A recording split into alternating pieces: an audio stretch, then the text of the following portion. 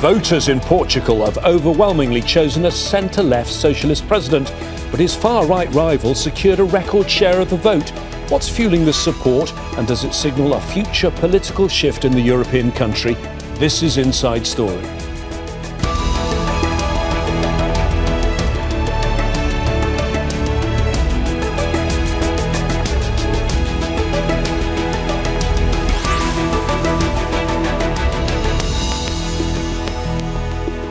Hello again, I'm James Bays. After decades largely immune to political upheaval, Portugal is witnessing what many consider as an accelerated shift to the right. This week's presidential election is seen as a wake-up call. It brought to power a moderate politician with a big win, but the strong showing of his rival, the far-right candidate, signals Portugal could be on the path to joining other European countries. The president of this European country is largely a figurehead, but still wields some considerable power. So how will this vote shape Portugal's political future? And how has it been watched across Europe? We'll discuss all of this with our guests in a moment. But first, this report from Michael Apple. With two-thirds of the vote in his favour, veteran socialist politician António José Seguro will be Portugal's next president. In the process, the country appears to be retaining its position as a calm, stable and predictable democracy in Europe. But beneath this victory, a fundamental shift has occurred, with the far-right nationalist Chega party, founded just 6 years ago, emerging as a major rival. I react to this victory with great joy and great satisfaction because the Portuguese people have shown that they truly know how to defend the values of democracy, never again to dictatorship.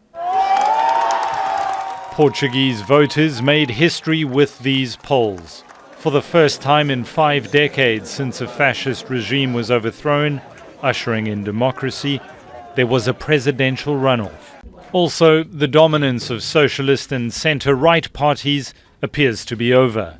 Chega, Portuguese for enough, became the main opposition party in legislative elections last year. Its leader, Ventura, a former TV commentator, ran on an anti-immigration, anti-establishment ticket, and it worked. Chega promised voters an end to political correctness and pledged sweeping tax reforms for struggling households. Its rise isn't unique in Europe and tracks the fortunes of other populist far-right parties, from National Rally in France and Reform UK in Britain to the Alternative for Germany, or AFD. In conceding defeat, Ventura highlighted that Chega's share of the vote, more than the Prime Minister's coalition won in last year's legislative polls, reflects the public appetite for Europe's increasing shift to the right. With a great part of our country, Europe and the world against us, with Brussels against us, with everyone against us, we got the best result ever. We didn't win, but we're on our way to victory.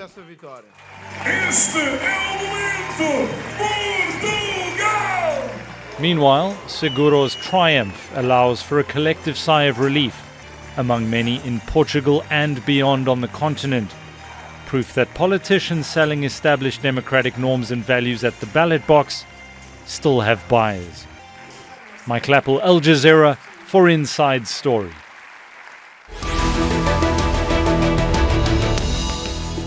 Well, let's discuss all of this further with our guests today. And joining us from the Portuguese capital, Lisbon, is Miguel Poiares Maduro, Director of the School of Transnational Governance at the European University Institute. Karel Lannoo is CEO of the Centre for European Policy Studies. He's joining us from Brussels. And also in Lisbon, Gomes de Silva, a lawyer and former Portuguese Parliamentary Affairs Minister. Thank you very much, all three of you, for joining us. We'll come to the result of this election in a minute. And I know, Miguel and Rui, you have very different political views. We'll get to that. But I'd like the two of you, perhaps, to help us first to understand the Portuguese system. Take a few steps back here. So let me start with you, Miguel. Executive power largely in your system sits with the Prime Minister, but the President is also very important. Can you explain to us why and what key powers they have that make them so important? Well, the president in Portugal has a strong influence in the political system, mostly due to the fact that he's directly elected, and that gives the president a political authority that he can use, but also in terms of the fact that he can dissolve parliament, he can call early elections, and he can therefore use that to shape the political system and to shape the majority that ends up exercising government. So although the president doesn't have executive powers, those two powers, in addition to the fact that he can also exercise political veto and constitutional veto in some circumstances, although a more limited power, does give the president a strong power to be an arbiter in the system and to also influence the political system, albeit not having executive authority. Rui, we're saying he. Of course, in Portugal, there's never been a female president, so we will continue using the term he. That power to dissolve parliament and call elections, I understand, in Portugal has been termed as the president's atomic bomb. How important is that power in the power of the presidency? Yes, in fact, it's so-called atomic bomb of the president because the president, the Portuguese regime is that we can call the semi-presidential regime. It's not a parliamentary regime that is the rule of the premier, is the rule of prime minister. But the president, even if in the parliament has a strong powers, almost the same powers the French constitution, the French president has by the French constitution, it's not normal that the Portuguese president used those powers. We have a couple of dissolving the parliament by different reasons, by corruption reasons, by political reasons, even by the disagreement with the government that it was in the place. But the president has this atomic bomb, and there is another power. That is the power that every day speaks about the position, and the Canary group can act as counterpower of the majority that can exist in the parliament. Today is not the situation because even in the parliament, the government has a majority support, is a minority support, only 30% less than the defeated candidate André Ventura had last night in the presidential elections. But even with those 30%, he became government, became prime minister, the leader of now majority Social Democratic Party. Karel, if I ask you about the importance of this election today, I assume in Brussels, one of the reasons people there will see it as important is because of the recent volatility that we've seen in Portugal, the backdrop of 3 parliamentary elections in under 4 years. How interested are people across the EU in what's happening in Portugal? I would say, first of all, let's say that the Portuguese elections or the presidential elections have not been very highly, whatever, on the radar screens here in, I would say, northwestern Europe. We have focused much more on other issues in other member states. Other elections or other issues which we've discussed at European level. But the good thing is that they have turned out better than expected. Of course, we know, let's say, there was a threat from the extreme right, and we know that, let's say, that the level which the extreme right remained very high, and they have gotten this very quick rise, but it's still good. Let's say we have the Socialist Party, which got its president elected. So, Miguel, this was the first presidential runoff in 40 years because no single candidate managed to secure 50% in the first round of votes. Does that show us in itself something about the current state of the political system in Portugal that's in uncharted waters? And is the old system of consensus in Portugal and a flip-flop between the centre-right and the centre-left, is that broken down now? Yes, I think that the result of this election is paradoxical in a certain way. First, it does confirm that an overwhelming number of Portuguese still supports a political agenda at the center, moderate, anti-populist. This was the largest victory, electoral victory in our democratic history, and that says a lot of the extent to which an overwhelming number of Portuguese still prefers that more moderate political agenda at the center of the political system. But at the same time, this election, including with the fact that we had a runoff after many years, consolidates a transformation that is taking place in our political system that puts an end. I wouldn't call the previous regime a consensus-based political regime, but a system based on an alternation in power between the center-right and the center-left, and that is now has been replaced by a much more fragmented political system, as is happening in other places of Europe, and a political system where a populist with a nationalist agenda political party can now claim to have the possibility of actually becoming government. This is the paradoxical result of this election. Even if André Ventura was very far from what he wanted to achieve with this election, that is to claim to represent the entire right and center-right of the country. That has not been the case at all. The result of the election doesn't show that. Most of that vote ended up going to the center-left candidate, to António José Seguro. Even if that was the case, the reality is that he has again increased his share of the vote, and therefore at each election he comes closer to establish himself as a viable candidate to prime minister.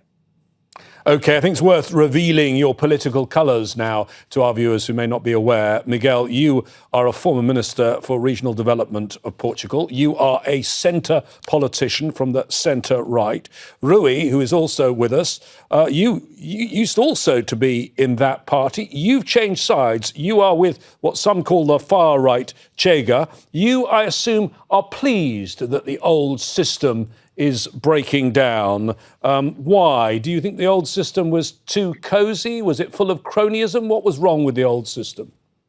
Yes. My very first year in the university, I was member of Social Democratic Party and left last June of last year, and I decided to support the more conservative, more right conservative political party, Chega, from André Ventura. And even we belonged in the past to the same party and we are now in different positions, I fully agree with Miguel, because this, even if we have a result with 67% of the votes for António José Seguro and for the presidency, those results prove that André Ventura is has more probabilities to become prime minister. I don't know if next general elections, the next after the next ones, we don't know, but it's possible. And we are always speaking about the comparison between the Portuguese right, the Portuguese conservative forces like Chega, and the other in Europe. I think that is different. We have a huge difference. Even if the Social Democratic Party in Portugal has links with the church and came from the social action of the church, even André Ventura came from Social Democratic Party that he left 6 years ago. And he came also from the church. He has a very strong link with the church. That it's not normal in those movements around Europe that we are linked with the same movements. But Rui, can I ask you about an aspect of this, which I think is something we certainly see in some other European countries, and I'll bring Karel in about this in a moment. But you have these populist parties, and quite often it's about personality as well as politics. Let me read you some descriptions of your leader, André Ventura. Former trainee priest and football pundit, charismatic former television sports commentator, eloquent and theatrical politician, a clever and demagogic lawyer. Certainly not a grey man, is he? Yes, different, and he made a lot of things. It seems, and it can say us that this CV is a normal man that works, but a normal man with a lot of charisma. And that is the difference between the winners in politics and the losers. Because nowadays, only if you have a huge, strong movement like we have yesterday, because from the Communist Party, from left wing till Socialist Party, Social Democratic Party, even the parties that are in the government, like CDS, that is a very, very small, nowadays small party that is a partner of Social Democratic Party in the government. Everybody supported António Seguro, and the only party that was against those strong majority, that so-called system, it was Chega and André Ventura. I think that about the former members of Social Democratic Party, I hear one or two that supported André Ventura. So it was him against the world, we can say, and even him against the world, he got 33% of the votes. And it means that if you have a small majority, absolutely majority, with 42% of the votes in Portugal constitution, in Portugal voting system, 42, 43, depends if you are the left or on the right, you are almost 10% off to achieve this goal. Okay. And I think that let me, if you don't mind, let me bring in Karel to look at that. I mean, do you see there is a sort of pattern here? And obviously there are different political circumstances in every single European country. But the populist parties of the so-called far right do seem to be very good at personality politics. And in this case, like many others, and it goes beyond Europe as well, you can even bring Donald Trump in this, very good at using the social media as well. What you need to know is that if you look at different far right, extreme right, or very conservative right political parties in Europe, you see a huge difference, and they may have strong personalities or a few strong personalities amongst them, but they come from very different backgrounds, and it's very difficult to generalize. But what we also see is that they may come up rapidly, but they may decline rapidly, and then a personality may not deliver, as we've seen in the Netherlands recently with the elections last year, that Wilders, for example, didn't deliver, and his party lost a lot of seats. Of course, there are other extreme, smaller groups which remained, but personalities can also only remain as long in power as they manage to deliver. And often, let's say, as they are populist, they deliver on promises which they cannot keep. For example, keep the migrants out, do something against Muslims, and then other benefits, let's say, which they would like to talk up, let's say, for which there is no base to do that. So I would say that if you, for example, look at Italy today, Italy was also, Meloni also came from a more far-right or very conservative right agenda. But if you see how she's, at least at European level, moved to the center and become very accepted in the center. So again, it's difficult to generalize. We'll see now what will happen in France next year with the presidential elections, but we also see, let's say, that the system has reacted against Le Pen. And Le Pen will most likely have a very difficult chance to become elected as a president. It may be Bardella, I mean, her successor, but Bardella is still very young. So we'll have to see what will happen in the next year and a half, let's say, before we take some conclusions from that in France. But again, I mean, the evolutions of conservative right, extreme right parties in European countries is very different and has to be seen in a national context before we can take any general conclusions from that. Miguel, there's a name we haven't mentioned much yet, and actually he's the man who won this presidential election. That's Antonio José Seguro. I said that Ventura was certainly not a grey man, but your new president is, isn't he? He is, and I think for a good reason. I think in these complex, difficult times, very polarized, very radicalized, it would actually be good to have a candidate, or in this case, a president now, that will be a moderate and someone that follows the rules, and that's someone that is able to try to build compromises and consensus in a political system that, as I mentioned before, is deeply fragmented. It will be the only way to have some form of viable governing mechanism and processes in the country will be if we have a president of the republic that is able to try to help the different political parties to build some form of compromise and consensus. But Miguel, if you can I allow ask me, you? Can I would ask like... you? Okay, very Sure. quickly. Go ahead. Yep. Now, I just wanted to comment on something that was said before. What is common and what is different among all these different populist movements in Europe? I think there's something that is common to all of them. That is that a large number of the population in different states no longer feels represented by the political establishment, by the mainstream political parties. The reasons why this happens may vary, and in sometimes they be more than one. They have to do with political corruption. They have to do with the fact that the traditional political parties didn't reform themselves. They have to do with the fact that they are not delivering on matters such as housing, but it varies. But the common point is this perception by a large number of the population that the whole political establishment no longer represents them. And that's what populists exploit.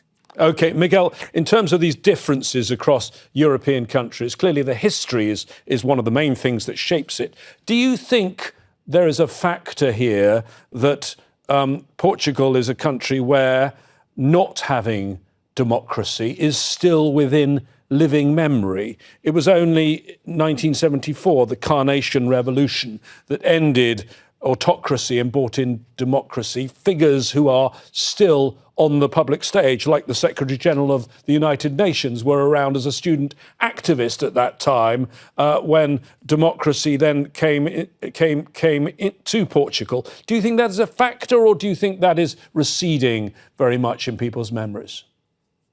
I think it's receding. And I think more than the question of democracy, what happened for many decades is that our dictatorship was a right-wing dictatorship. And that meant that we were, for many years, a country that you could say tilted to the left. My party, that is on the center-right, it's called the Social Democrat Party. And that expressed how much the country was somehow tilted to the left.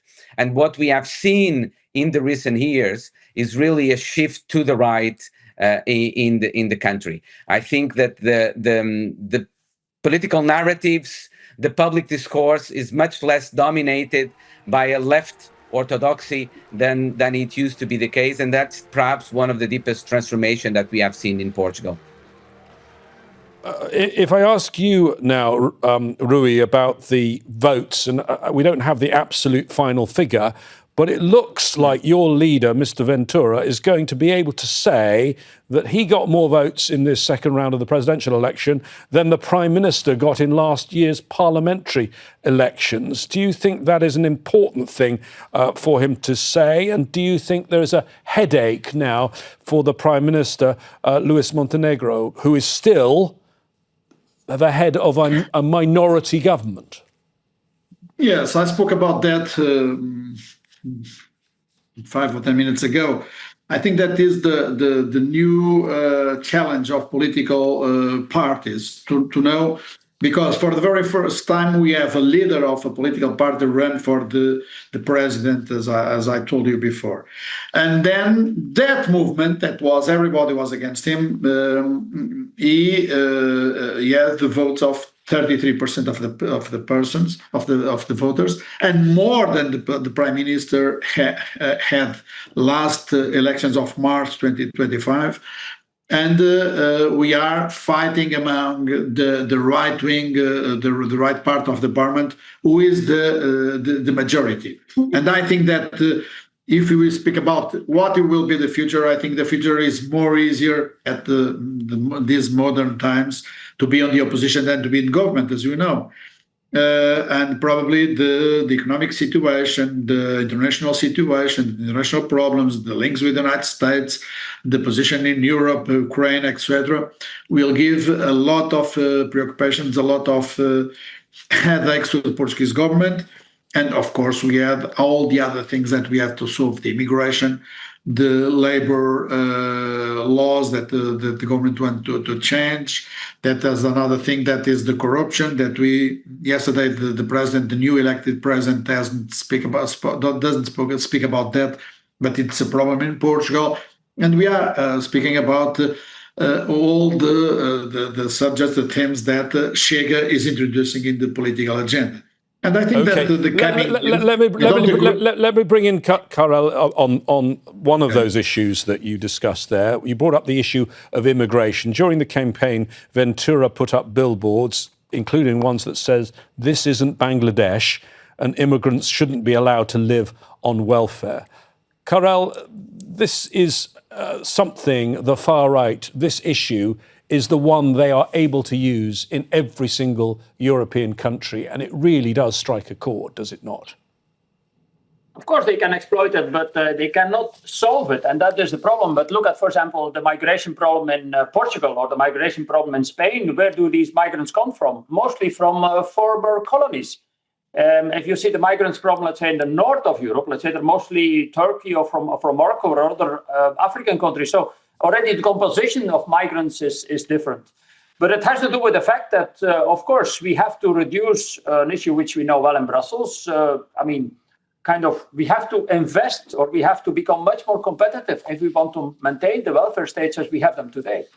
And that is a problem which we have now much more than, say, 20, 30 years ago when our economic growth was much higher. So that is a thing which we need to address. But on another issue which was addressed before, let's say on the fact, let's say, is this something new now? I mean, we have seen populist parties in European countries for the last 20, 25 years, certainly in Northern Europe. I know it in Belgium we had, or whatever, Black Sunday, which was in 2004. What's our extreme nationalist Flemish party, which was, I think, heading for a 20% vote.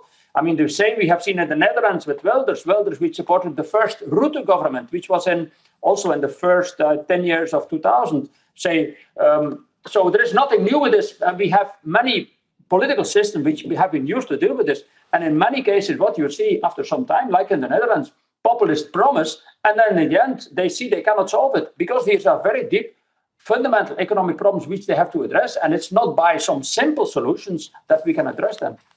Thank you very much indeed. And thank you to all of our guests today, Miguel Poiares Maduro, Karel Lannoo, and Rui Gomes da Silva. If you missed any part of our discussion, don't worry. Here's where you can find it anytime, along with every one of our programs. You just go to aljazeera.com.